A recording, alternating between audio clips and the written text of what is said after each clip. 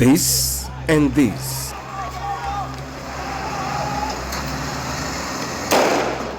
has for over half a decade now been the normal business in Majengo, Mombasa. Many youth have changed their ways and have been dragged into radicalization. It is believed that youth unemployment, religious and ethnic marginalization are at the root of radicalization of the coastal youth. However, this may not fully explain why the situation persists. While a lot of the people, a lot of the homes here know what makes for their peace, the fact that they owe their supremacy and their lives to God, somewhere along the line the enemy crept in.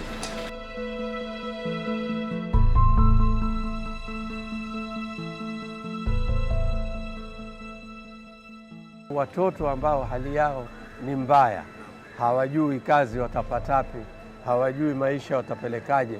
Akija mtu ambaye atafuta watu na ana pesa, akizungumza nao, mimi nitakupatia kazi nzuri ya kidini na utapata mshahara, lakini kazi hii ya dini na itainua familia yako, itainua maisha yako, mtoto yule ni rahisi kuchukuliwa. Vijana wengi hawa ni vijana walikuwa makoro. Kwa hivyo walikuwa hawaogopi, wao bora zile pesa hapa, basi wakiambiwa ule makaburi, fanyeni hivi, wao wanafanya, fanyeni hivi, wanafanya. Hapa mtaani wamesumbua watu mtaa mzima, wapiga watu wakitoka paka nje, wakisumbua mtaa mzima mpaka watu wakahama mtaa. Hata hizi nyumba zilikuwa hazina wapangaji. Watu mtu akitaka kupanga huku hataki yani. We were at some point unable even to move in some of our streets in Mombasa. As a Muslim, I could not even pray in certain mosques, and to be particular in the Musa Mosque. I mean, extremism was propagated in broad daylight. We had indoctrination being undertaken openly and through even the loudspeakers of the mosque. The trends have changed.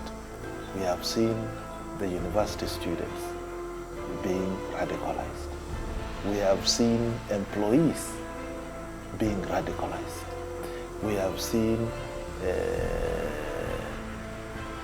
ladies being radicalized. So we need to be on the lookout. We need to work together. The county, through His Excellency the Governor, in 2015 began to tell Mombasa's story.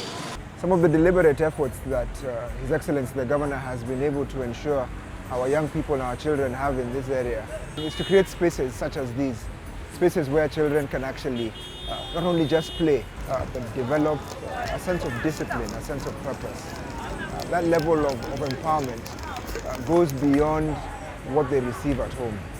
It's part of their environment out here that ensures that they not only develop that discipline, but also become a part of their environment. Safe spaces, facilities, not only for sports, but as well for economic empowerment. Initiatives that were launched like the Cruiser program, which is a partnership between DFID and the county government of Mombasa, to ensure that young people who are looking for spaces that will enable their ability to empower themselves.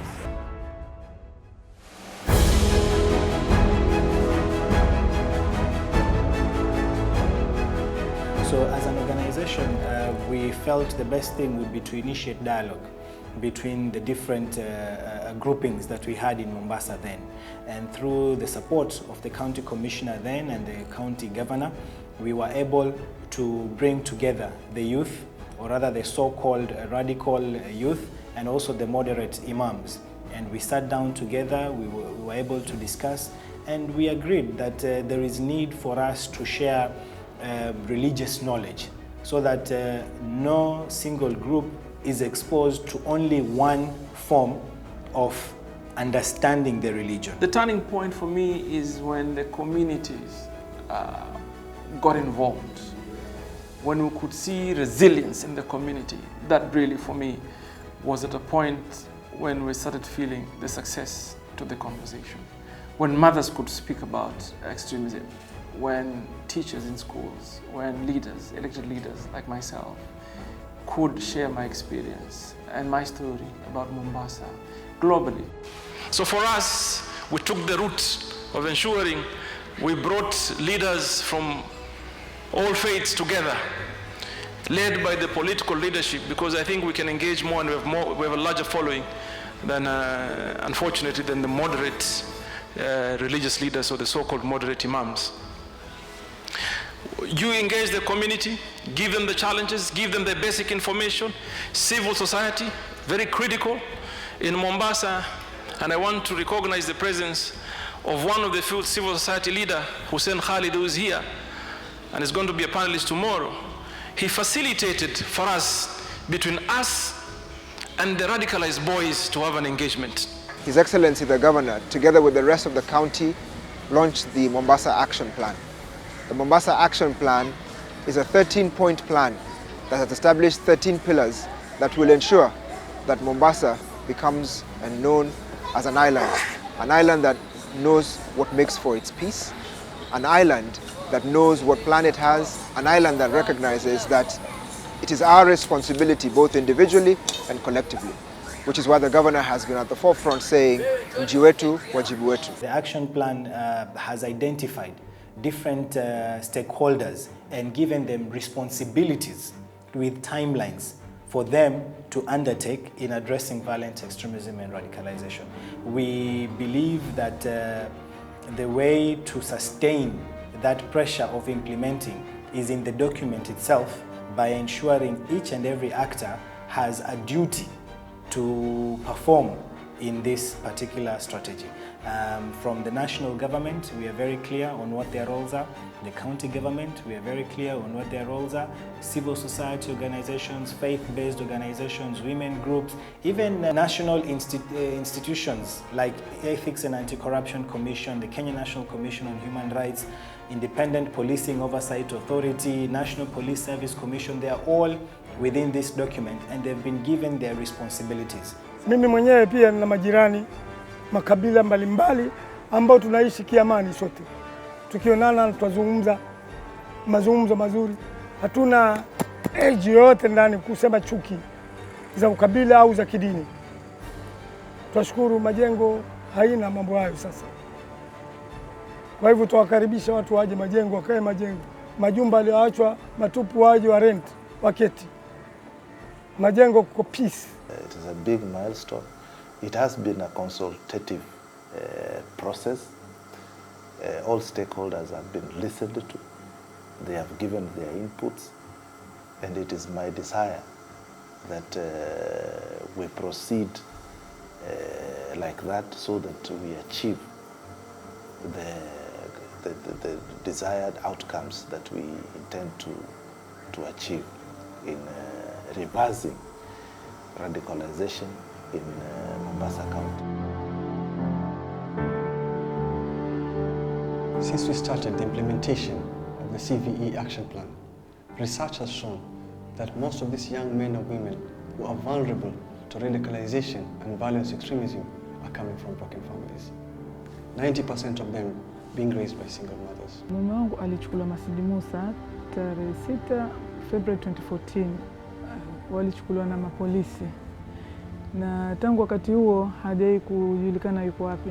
Manake tulienda kwenye sel zote, kila mahali hatukujua yuko wapi. Sasa tukafanya case ili tujue yuko wapi. Serikali wakasema wenyewe hawajamchukua na walimchukua, tuliona kwenye TV vile wakimtoa msikitini. Mpaka dakika hii sijajua yuko wapi. Mwanzo nilikuwa na imani, lakini sasa hivi kidogo, kwa sababu sielewi yuko hai au amekufa. Ila tu bado ndio tufanya kesi ndio tuone kama huyu mtu. Mimi nilikuwa naomba kama serikali inaweza kujua kama yuko, wajue. Ningekuwa najua kama yupo, hata ningekuwa nafikiri unaelewa kwamba kuona kwamba mtu au amekufa, unajua huyu ameshakufa, nafanya nini. Lakini sasa naweza kukaa saa nyingine nikaona huyu mtu anaweza tokea, nashindwa kuendelea kufanya mambo mengi kwa sababu ya kuwa sielewi yuko au hayuko. That is why the Department of Youth, Gender, Sports and Cultural Affairs Mombasa County has deliberately designed a program to empower these young women who come from informal sectors.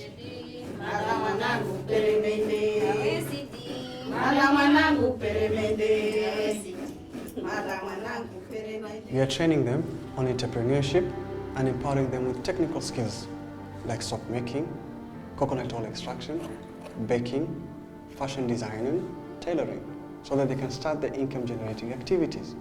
Because when you empower the mother, you empower the family. So kwa bahati nzuri ndo katokea mradi wa Mombasa County.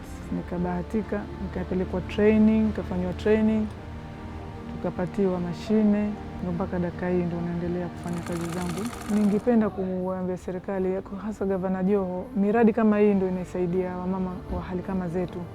Sasa ni wangetuongezea miradi kama hii, watuzidishie kutupatia ili kuinua hali za maisha yetu.